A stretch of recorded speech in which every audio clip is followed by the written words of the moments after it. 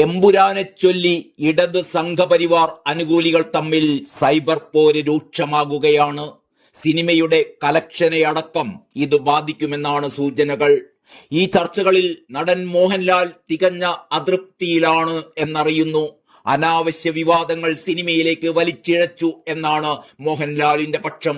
സിനിമയുടെ രാഷ്ട്രീയത്തെ അഭിനന്ദിക്കുന്ന കുറിപ്പുമായി മുൻമന്ത്രി കോടിയേരി ബാലകൃഷ്ണന്റെ മകനും നടനുമായ ബിനീഷ് കോടിയേരിയാണ് ആദ്യം സാമൂഹിക മാധ്യമങ്ങളിൽ വിവാദത്തിന് തിരികൊളുത്തിയത്. ബിനീഷിന്റെ പോസ്റ്റിന് പിന്നാലെ സംഘപരിവാർ അനുകൂലികൾ ചിത്രത്തിനെതിരെ അതിരൂക്ഷ ആക്രമണം തുടങ്ങുകയായിരുന്നു. നേതാക്കളെ അപമാനിക്കുന്നു എന്നും വാസ്തവ വിരുദ്ധമായ കാര്യങ്ങളാണ് സിനിമയിലുള്ളത് എന്നുമാണ് അവരുടെ ആരോപണം. ചിത്രത്തിന്റെ ബുക്ക് ചെയ്ത ടിക്കറ്റുകൾ റദ്ദാക്കിയതിന്റെ സ്ക്രീൻഷോട്ടുകൾ സഹിതമായിരുന്നു പലരുടെയും രോഷപ്രകടനം. ചിത്രം ഇഷ്ടമുള്ളവർക്ക് കാണാം, അല്ലാത്തവർക്ക് കാണാതിരിക്കാമെന്നായിരുന്നു BJP സംസ്ഥാന സെക്രട്ടറി MT രമേശിന്റെ പ്രതികരണം. സിനിമയെ സിനിമയായി കാണണമെന്നും അതിനുള്ള സാമാന്യ ബുദ്ധി കേരളത്തിലുള്ളവർക്കുണ്ട് എന്നും അദ്ദേഹം പറഞ്ഞു. ഈ അഭിപ്രായ പ്രകടനവും ഏറെ ചർച്ചയായി.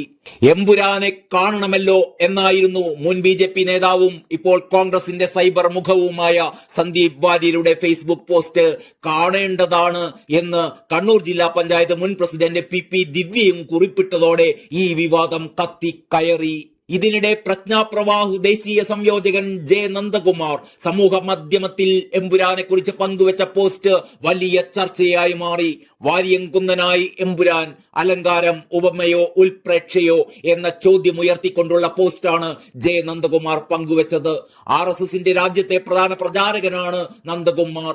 കേരളത്തിൽ നിന്നുള്ള ഏറ്റവും മുതിർന്ന RSS നേതാവിന്റെ ഈ പോസ്റ്റ് ഏറെ ചർച്ചയായിക്കൊണ്ടിരിക്കുന്നു. വാര്യംകുന്നനെ വലിയൊരു സാമൂഹ്യ വിമോചകനായി ചിത്രീകരിക്കാൻ വേണ്ടി ആഷിഖ് കപൂറിന്റെ സംവിധാനത്തിൽ 100 കോടിയുടെ ചിത്രം പ്രഖ്യാപിച്ചിരുന്നു. എന്നാൽ യഥാർത്ഥ വാര്യംകുന്നൻ നിരവധി ഹിന്ദുക്കളെ കൊല ചെയ്ത ഹിന്ദു വിരുദ്ധനാണ് എന്ന ക്യാമ്പയിൻ കേരളത്തിൽ ഉയർന്നതോടെ ഈ സിനിമ ആഷിഖ് കപൂർ ഉപേക്ഷിക്കുകയായിരുന്നു. ആ സിനിമയിലെ വാര്യൻകുന്നൻ തന്നെയാണ് ഇപ്പോൾ എമ്പുരാനായി വന്നത് എന്ന് J നന്ദകുമാർ പറയുമ്പോൾ അതിൽ പറയാനിരുന്ന രാഷ്ട്രീയം തന്നെയാണ് എമ്പുരാനിലും കൊണ്ടുവന്നിരിക്കുന്നത് എന്ന സൂചനയാണ് RSS നേതൃത്വവും നൽകുന്നത്.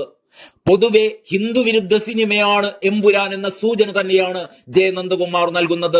2002 ഗുജറാത്തിലെ ഗോദ്ര കലാപത്തെക്കുറിച്ച് ഏകപക്ഷീയമായ ചില പരാമർശങ്ങൾ ഈ സിനിമയിലുള്ളതായി വിമർശനം ഉയരുന്നു എന്ന് ജന്മഭൂമി പത്രവും പറയുന്നു. ഗോദ്ര കലാപത്തിൽ ഹിന്ദു വിഭാഗമാണ് അക്രമം അഴിച്ചുവിട്ടത് എന്ന രീതിയിൽ സൂചനകൾ ഉള്ളതായി പരാതി ഉയരുന്നു.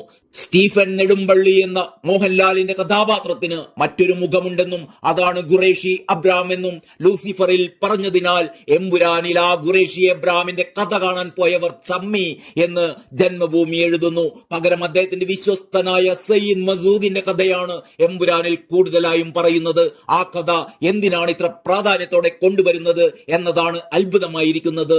EDയും NIAയും അധികാര ദുർവിനിയോഗത്തിനായി ഉപയോഗിക്കുന്നു എന്ന രീതിയിൽ കൂടിയാണ് ഈ ചിത്രം ചിത്രീകരിച്ചിരിക്കുന്നത്. ഇതിനെ രാജ്യദ്രോഹ പ്രവർത്തനമായും ചിലർ വിമർശിക്കുന്നു എന്നാണ് ജന്മഭൂമിയിലെ ലേഖനത്തിൽ പറയുന്നത്. ഈ വിവാദങ്ങളൊക്കെ ആരംഭിക്കും മുമ്പ് BJP സംസ്ഥാന അധ്യക്ഷൻ രാജീവ് ചന്ദ്രശേഖർ സാമൂഹിക മാധ്യമത്തിലൂടെ ഈ ചിത്രത്തിന് ആശംസകൾ നേർന്നിരുന്നു. വരും ദിനങ്ങളിൽ ഞാനും എമ്പുരാനെ കാണുന്നുണ്ടെന്നായിരുന്നു അദ്ദേഹം മോഹൻലാലിനോടൊപ്പമുള്ള ചിത്രത്തിന് പങ്കുറിച്ചിട്ടത്. എന്നാൽ വിവാദം ഉയർന്നതോടെ ഇതിന് കീഴിൽ CPM അനുകൂലികൾ പരിഹാസ കമന്റുകൾ ഇട്ടുകൊണ്ടിരിക്കുകയാണ്. റിലീസിന് ശേഷം BJP അധ്യക്ഷൻ പ്രതികരിച്ചിട്ടുമില്ല.